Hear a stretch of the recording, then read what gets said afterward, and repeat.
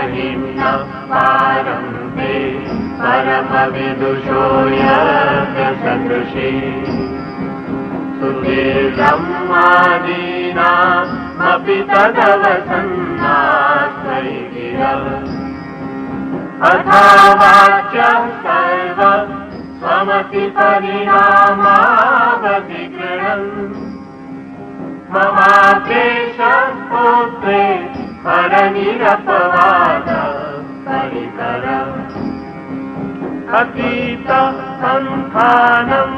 तव च महिमा वाङ्मनसयो अतव्यावृत्यायं चकितमभिधत्ते श्रुतिरपि सकस्य स्तोतव्यं कतिविधगुणस्य विषयः तदेतर्वाचीने पतति न मनः कस्य न वचः मधुस्मितावाच परममृतं निर्मितवतः तव ब्रह्मन् किं वा गपि सुरगुरो विस्मयपदम् मम तेतां वाणीं गुणकथनपुण्येन भवता पुरामीत्यर्थेऽस्मिन् पुरमथनबुद्धिर्व्यवसिता तवैश्वर्यं यत्तत् जगदुदयरक्षा प्रलयकृत् त्रयीवस्तुं व्यतं त्रिषु गुणभिन्नासु तनुषु अभव्यानामस्मिन् वरदरमणीयामरमणिम् विहन्तुं यातोषिं विदधत इहैके जगतिया किमिह किङ्काय स खलु किमुपाय त्रिभुवनम् किमाधारो धाता सृजति किमुपादान इति च अतर्कैश्वर्येण जनवसरदुःस्थो हतधियः कुतर्कोऽयं काञ्चिन् मुखरयति मोहाय जगतः अजन्मानो लोका किमवयववन्तोऽपि जगताम् अधिष्ठातारं किं भवविधिर्नाथस्य भवति अनीशो वा कुर्यात् भुवनजनने कः परिकरो यतो मन्दा त्वां प्रति अमरवरशंसेरतैमे।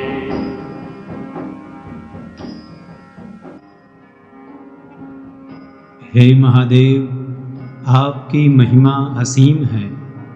जो भी स्वयं की मति के अनुसार आपकी महिमा के गुणगान करने का प्रयत्न करता है वो सभी निर्दोष हैं। वैसे ही हे प्रभु, मेरा ये प्रयत्न भी निर्दोष हो। हे भगवान, आपकी ये महिमा कितने गुणों से परिपूर्ण है जिसे कोई नहीं जान सकता। आपकी सगुण स्वरूप लीलाओं का हर कोई गान करता है। हे ब्रह्मस्वरूप, आप मधुर गुणों से सुशोभित ऐसी वेदवाणी के सृष्टा हो। हे त्रिपुरारी, आपकी स्तुति का ज्ञान कर अपनी वाणी को पवित्र करूं, ऐसा मेरी बुद्धि का निश्चय है। हे वरदायक, आप इस जगत के सृजनहार, स्थापित करने वाले और विनाश करने वाले हो, इसलिए आप ब्रह्मा, विष्णु और महेश स्वरूपों में प्रकट हो। फिर भी बहुत जड़ बुद्धि के लोग आपकी निंदा करते हैं।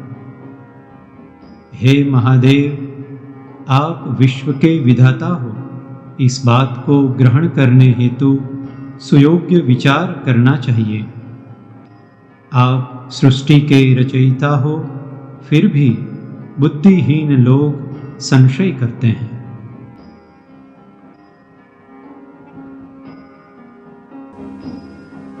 त्रयी सांख्यं योग पशुपतिमतं वैष्णवमिति प्रभिन्ने प्रस्थाने परमिदमद पथ्यमिति च रुचीनां वैचित्रात् रुजुकुटिलनानापथजुषाम् नृणामेको गम्य तमसि पयसा मर्णवैव महोक्षखड्गाङ्गं परशुरजिनं भस्मफणिना कपालं चेति यत् तव वरदतन्त्रोपकरणम् सुरात्रां तां वृद्धिं ददति तु भवतु प्रणिहिताम् न हि स्वात्मा रामं विषयमुगतुष्टा भ्रमयति ध्रुवं कश्चित् सर्वं सकलमपरस्त्वध्रुवमिदम् परोऽध्रौ व्याधौवे जगति गगति व्यस्तविषये समस्तेऽप्येतस्मिन् पुरमथनतैर्विस्मृतैव तुवञ्जीवेमि त्वां न खलु ननु दृष्टा मुखरता तवैश्वर्यं यत्ता यदुपरिविरञ्चो हरिरद परिच्छेत्तुं याता वनलमनलस्कन्धवपुषा ततो भक्ति श्रद्धा भरगुरुगुणध्यां गिरिशयत् स्वयं तस्यैताभ्यां तव किमनुवृत्तिर्न फलति अयत्नापाद्य त्रिभुवनमरैरव्यतिकरम् दशास्यो यद्बाहू न भृतरणकन्दूपरवशान् शिरः पद्मश्रेणी रचितचरणाम्भोरुहबले स्थिरायात्पद्भक्ते त्रिपुरहरविस्फूर्जितमिदम् अमुष्यत्पत्सेवा समधिगतसारं भुजवनम् बलात् कैलासेऽपि त्वदधिवसतौ विक्रमयता अलभ्यापाताले व्यलसचलितां दुष्टशिरसि प्रतिष्ठात्मय्यासीत् ध्रुवमुपचितो भूयति खला।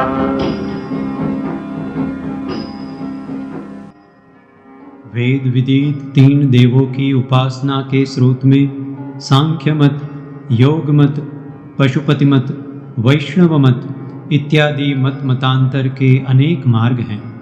लोग अपनी अपनी रुचि के अनुरूप अपने मार्ग का चयन करते हैं, अपितु अंत में जैसे नदियाँ समुद्र में विलीन होती है, वैसे ही ऐसे अनेकों मार्ग का लक्ष्य तो केवल आप ही हो। हे ईश्वर, भस्म, चर्म, सर्प, वृषभ, खोपरी इत्यादि आपके आभूषण हैं। आप आत्मस्वरूप योगेश्वर हो, इसीलिए विषय रूप मृग तृष्णा आपको लालायित नहीं कर सकती। हे पिनाकपाणी, विभिन्न मत वाले इस संसार को नित्य या अनित्य मानते हैं। इन सभी मत मतांतरों से चकित होने पर मैं आपकी स्तुति करता हूँ। हे हिमालयवासी, आपके ज्योति स्वरूप ऐश्वर्य को नापने हेतु ब्रह्मा ने ऊपर और विष्णु ने नीचे गमन किया, पर नहीं पहुँच पाए। आपकी स्तुति से ही उनको आपका साक्षात्कार हुआ। हे परमात्मा, दशमुख वाले रावण ने भी आपकी भक्ति स्तुति से ही सिद्धियां प्राप्त की थी। आपके निवास स्थान कैलाश को हिलाने उसी रावण ने अपने 20 हाथों का उपयोग किया था जिससे आपकी सेवा की थी, पर आपने सिर्फ एक अंगूठे को हिलाकर उसे पाताल में भी आश्रय से वंचित किया था। सचमुच दुष्ट व्यक्ति बुद्धिमान बनकर मोहित होता है।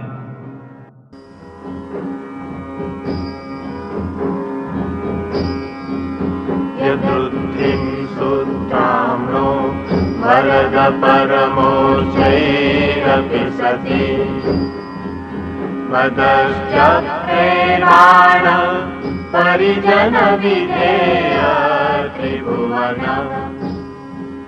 न कश्चित्तं तस्मिन् वरिवसितरीकाचरणयो न कस्या उन्नत्य भवति शिरसत्वयवनति अकाण्ड ब्रह्माण्ड क्षयचकित देवासुर कृपा विधेयस्यासीत्य त्रिनयन विशंसतवता सकलनाशः कण्ठे तव न कुरुते न श्रियमहो विकारो विश्वाद्यो भुवन भयभङ्ग व्यसनिना असिद्धानैव क्वचिदपि सदेवासुरनरे निवर्तन्ते नित्यं जगति नयनो यस्य विशिखा सपश्यन्निशत्वाम् इतरसुरसाधारणमभूत् स्मरस्वताव्यात्मा न हि वशिषुपत्र परिभव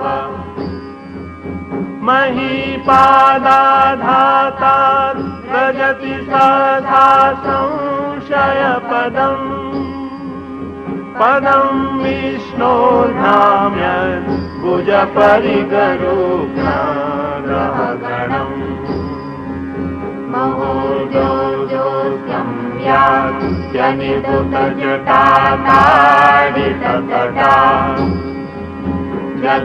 जगद्रक्षायै त्वं नटसि ननु वामैव विबुधा वियज्ञापि तारा गणगुणितवेणोदमरुचि प्रवाहो वाराम्य कुशतलकुदष्ट शिरसि ते जगद्दीपाकारं जलधिवलयं तेन कृतमी जनेनैवोन्नेयं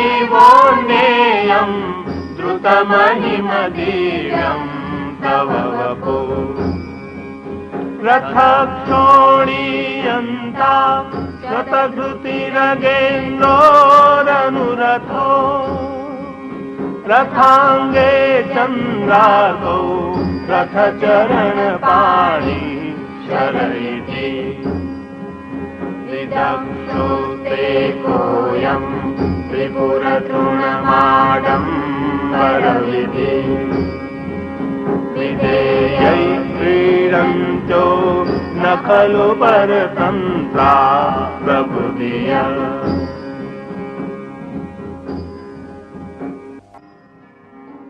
हे वरदायक, वो बाणासुर जिसने तीनों लोकों को अपना दास बनाया था और देवराज इंद्र की समृद्धि से भी ज्यादा उसकी समृद्धि थी, वो बाणासुर आपका अनन्य भक्त था।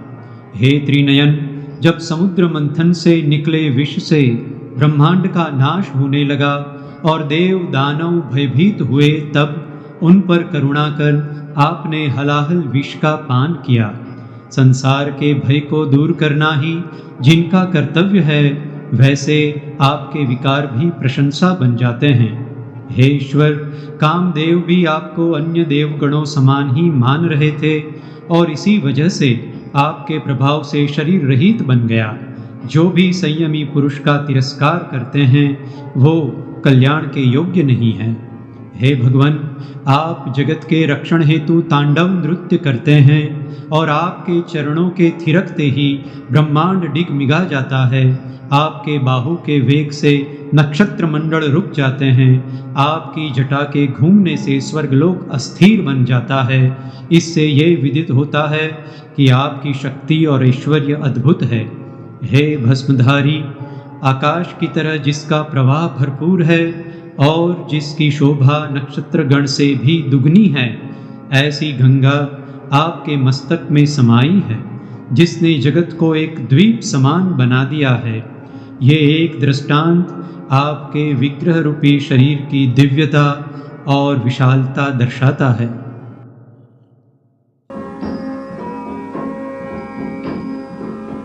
हरिते साहस्रम् कमलबलिमाधाय पदयो यदेको नेतस्मिन् निजमुदहरन् नेत्रकमलम् ततो भक्तुद्रेकः परिणतिमसौ चक्रवपुषा त्रयाणां रक्षायै त्रिपुरहर जागर्ति जगताम् कृतौ सुप्ते जाग्रत् त्वमसि फलयोगे क्रतुमताम् स्वकर्म प्रदत्तं फलति पुरुषाराधनमृते अतस्त्वां सम्प्रेक्ष्य क्रतुषु फलदान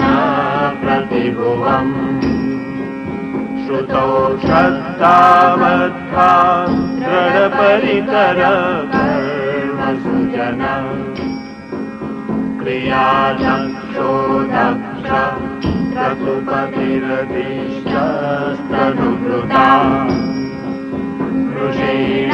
ऋषीणामात्रीचं शरणदशदस्यासुरगणा क्रतुभञ्चस्त्वत्तः क्रतुफलविधानव्यसनिनो ध्रुवं कर्तुं श्रद्धा विदुरमपि चारायणिमखा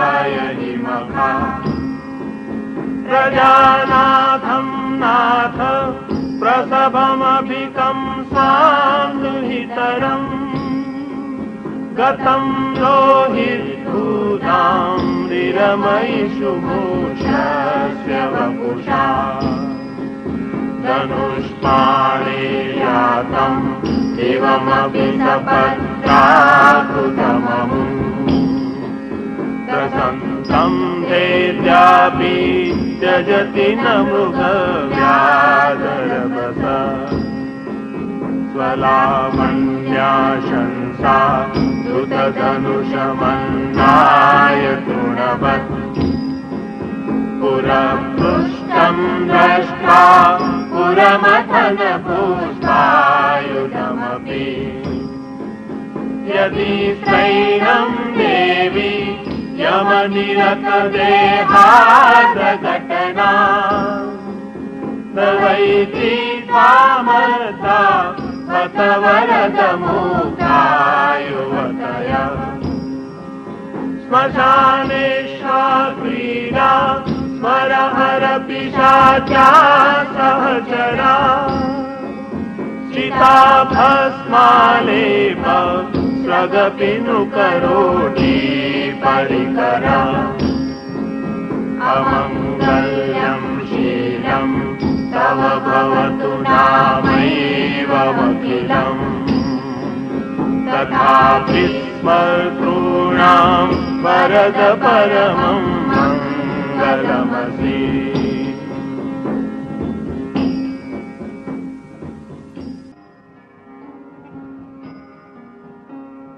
हे त्रिपुरारी, जब भगवान श्री विष्णु आपके चरणों में 1000 कमल पुष्प अर्पण कर रहे थे, तब एक कमल पुष्प कम होने की वजह से भगवान विष्णु ने उनके नेत्र कमल को ही आपके चरणों में अर्पण कर दिया। इस तरह आपकी भक्ति ही सुदर्शन चक्र के रूप में प्रकट हुई। उससे भगवान विष्णु जगत की रक्षा कर रहे हैं। हे विश्वनाथ, आपकी आराधना के बगैर कर्म फल प्राप्त नहीं होता। यज्ञादि कर्मों में आप फलदान देने वाले साक्षी रूप हो और इसलिए लोग वेद वाक्यों में श्रद्धा धारण करते हैं। हे शरण देने वाले, आप तो यज्ञ फल देने वाले हो, पर यक्ष यज्ञ आपने ही विध्वंस किया था। उसका कारण यज्ञ करने वाले की अश्रद्धा ही है। हे काम विनाशक, आप स्मशानवासी हो। भूत प्रेत पिशाच आपके गण हैं। आपका विग्रह भस्माच्छादित है, गले में खपर माला है, पर भक्तों के लिए तो आप मंगल स्वरूप ही हैं।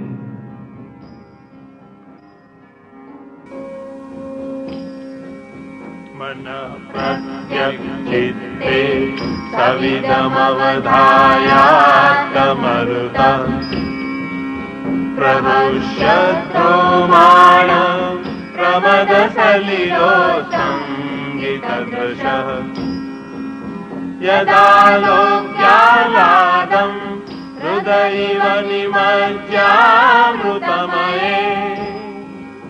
तदत्यन्ततत्त्वं किमपि यमिनः किल भवान् त्वमर्कस्त्वं सोमस्त्वमसि पवनस्त्वं हुतवः त्वमापस्त्वं व्योम त्वमुधरणिरात्मा त्वमिति च परिच्छिन्नामेवं त्वयि परिणता बिभ्रतुगिरम् न बिभ्रस्तत्तत्त्वं वयमिह यूयत्वं न भवसि त्रयं तिस्रो वृत्ति त्रिभुवनमथो त्रीनपि सुरा नकाराद्यैर्वर्णे त्रिभिरभिदधत्तेन विकृति तुरीयं ते धाम ध्वनिभिरवरुन्धानमणुभिः समस्तव्यस्तं तां शरणदगृणाद्योमिति पदम् पवशर्वो रुद्र पशुपतिरथोग्रसः महान् तथा भीमेशानाविति यद्विधानाष्टकमिदम् अमुष्मिन् प्रत्येकं प्रविरचति देव श्रुतिरपि प्रियायास्मै धाम्ने प्रणिहितनमस्योऽस्मि भवते नमो नेदिष्ठाय प्रियदवदविष्ठाय च नमो नमः क्षोदिष्ठाय स्मरहरमहीष्ठाय च नमः नमो वर्षिष्ठाय त्रिनयनयविष्ठाय च नमो नमः सर्वस्मै ते तदिदमपि सर्वाय च नमः।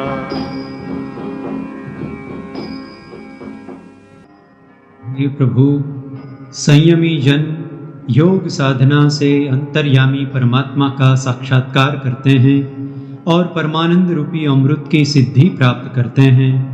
वो परमात्मा आप ही हो। हे भगवान, इस सृष्टि के सर्व पदार्थों में आप ही समाये हो। सूर्य, चंद्र, पृथ्वी, अग्नि, जल, वायु, आकाश इत्यादि आप ही के स्वरूप हैं। हे महादेव, ओंकार पद से आपकी स्तुति का गान होता है। ये ओंकार पद का गान शब्दों के द्वारा अवयव शक्ति से और ध्वनि से समुदाय शक्ति से आपके सगुण और निर्गुण स्वरूप का प्रतिपादन करते हैं। हे इष्टदेव, आपके 8 नामों में प्रत्येक नाम की महिमा वेदवाणी प्रकट करती है। ऐसे है महादेव, आपको मैं वंदन करता हूँ। हे प्रभु, आप बहुत करीब फिर भी दूर हो, सूक्ष्म के साथ विराट भी हो, वृद्ध फिर भी तरुण हो, ऐसे विरुद्ध स्वरूप में स्थायी आपको वारंवार नमस्कार हो। बहलरज से विश्वोत्पत्तौ भवाय नमो नमः। प्रबलतम से तत्संहारे हराय नमो नमः। जनसुख कृते सत्वोद्रिक्तौ मृडाय नमो नमः। प्रमहसि पदे निस्त्रैगुण्ये शिवाय नमो नमः। कृशपरिणति चेत क्लेशवश्यं क्वचेदं क्वच तव गुणसिमोलं लङ्घिनेशस्वदृद्धे इति चकितममन्दी कृत्य मां भक्तिराधात् वरद चरणयोस्ते वाक्यपुष्पोपहारम्। असितगिरिसमं स्यात् कज्जलं सिन्धुपात्रे सुरतरुवरशाखा लेखनी पत्रमुर्वी लिखति यदि गृहीत्वा शारदा सर्वकालं तदपि तव गुणानाम् ईशपारं नयाति। असुरसुरमुनीन्द्रैः रचितस्येन्दुमौले ग्रथितगुणमहिम्नो निर्गुणस्येश्वरस्य सकलगुणवरिष्ठ पुष्पदन्तायमानो रुचिरमलदुवृत्तैः स्तोत्रमेतच्चकार। हर हर न वैद्यं दुर्जटे स्तोत्रमेतत् पठति परमभक्त्या शुद्धचित्तः पुमान्यः। स भवति शिवलोके रुद्रतुल्यबलाद्रः प्रचुरतरधनायुः पुत्रवान् कीर्तिमांश्च। हे भगवान शंकर, विश्व की उत्पत्ति हेतु रजोगुण की अधिकता, संहार हेतु तमोगुण की अधिकता और समस्त जीवों के सुख के लिए सत्वगुण की अधिकता धारण करने वाले आपको वारंवार नमस्कार है। स्वयं प्रकाशित मोक्ष हेतु त्रिगुणातीत कल्याणकारी शिव को वारंवार नमस्कार हो। हे वर देने वाले, एक तरफ अविद्या से भरा मेरा चित्त और दूसरी तरफ संपूर्ण गुणों की सीमा के पार आप जैसी विभूति, इस भय से युक्त मुझ पर कृपा करके आपने मुझसे वाक्य के पुष्प और हार की स्तुति कराई है।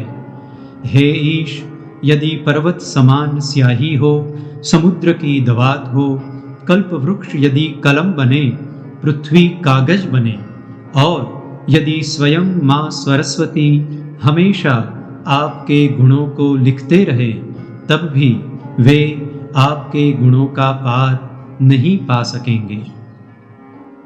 इस प्रकार शिव के सभी गणों में श्रेष्ठ पुष्पदंत नामक गंधर्व ने दैत्येंद्रों, सुरेंद्रों एवं मुनींद्रों से पूजित समस्त गुणों से परिपूर्ण होते हुए भी जगदीश्वर चंद्रशेखर भगवान शिवजी के इस सुंदर स्तोत्र को बड़े छंदों में स्तुति हेतु बनाया। जो व्यक्ति पवित्र अंतःकरण से परम भक्ति के साथ भगवान शंकर के इस प्रशंसनीय स्तोत्र का नित्य पाठ करता है, वह इस लोक में पर्याप्त धन एवं आयु को पाता है, पुत्रवान और यशस्वी होता है तथा मृत्यु के बाद शिव लोक को प्राप्त कर उन्हीं के समान आनंद मग्न रहता है। महेशान्ना परो देवो महिम्नो ना परा स्तुतिः अघोरान्ना परो मंत्रो नास्ति तत्त्वं गुरो परम। महेश से बढ़कर उत्तम कोई देवता नहीं है। इस शिव महिम्न स्तोत्र से बढ़कर कोई स्तोत्र नहीं है। अघोर मंत्र से बढ़कर कोई मंत्र नहीं है और गुरु से बढ़कर कोई तत्व नहीं है। दीक्षा दानं तपस्तीर्थं ज्ञानं यागादिगा क्रियाः महिम्नस्तव पाठस्य कलां नार्हन्ति षोडशीं। मंत्र आदि की दीक्षा, दान, तप, तीर्थाटन, ज्ञान तथा यज्ञादि से सब शिव महिम्न स्तोत्र की 16वीं कला को भी नहीं पा सकते। कुसुम दशन नामा सर्वगंधर्वराज शिशु शशिधर मौले देवदेवस्य दासः सखलु निज महिम्नो भ्रष्ट एवास्य रोषा स्तवनमिदमकार्षीर् दिव्य दिव्यं महिम्नः। बालचंद्र को सिर पर धारण करने वाले देवाधिदेव महादेव का पुष्पदंत नामक एक दास, जो सभी गंधर्वों का राजा था, इन शिवजी के कोप से अपने ऐश्वर्य से च्युत हो गया था। उसके बाद उसने इस परम दिव्य शिव महिम्न स्तोत्र की रचना की, जिससे पुनः उसे उसके इस ऐश्वर्य की प्राप्ति हुई। सुरवर मुनि पूज्यम स्वर्ग मोक्षैक हेतुं पठति यदि मनुष्यः प्राञ्जलिर्नान्यचेताः व्रजति शिव समीपं किन्नरे स्तूयमानः स्तवनमिदममोघं पुष्पदन्त प्रणीतम्। यदि मनुष्य हाथ जोड़कर एकाग्र चित्त से देवताओं मुनियों के पूज्य स्वर्ग एवं मोक्ष को देने वाले पुष्पदंत रचित इस अमोघ अवश्य फल देने वाले स्तोत्र का पाठ करता है, तो वह किन्नरों से स्तुति प्राप्त करता हुआ भगवान शिव के समीप शिवलोक में पहुंच जाता है। आसमाप्तमिदं स्तोत्रं पुण्यं गंधर्वभाषितम् अनुपम्यं मनोहारी शिवमीश्वर वर्णनम्। पुष्पदंत रचित यह संपूर्ण स्तोत्र आदि से अंत तक पवित्र है, अनुपम है, मनोहर है, मंगलमय है। इसमें ईश्वर का, शिव का वर्णन है। इत्येषा वाङ्मयी पूजा श्रीमच्छंकर पादयोः अर्पिता तेन देवेश प्रीयतान् मे सदा शिव। तव तत्त्वं न जानामि कीदृशोऽसि महेश्वर यादृशोऽसि महादेव तादृशाय नमो नमः। एककालं द्विकालं वा त्रिकालं य पठेन्नर सर्वपापविनिर्मुक्त शिवलोके महीयते। श्रीपुष्पदन्तमुखपङ्कजनिर्गतेन स्तोत्रेण किल्बिषहरेण हरप्रियेण कण्ठस्थितेन पठितेन समाहितेन सुप्रीणितो भवति भूतपतिर्महेश। इति श्रीगन्धर्वराज पुष्पदन्त विरचितं श्रीशिवमहिम्न स्तोत्रं सम्पूर्णम्। श्री महादेव चरणार्पणमस्तु।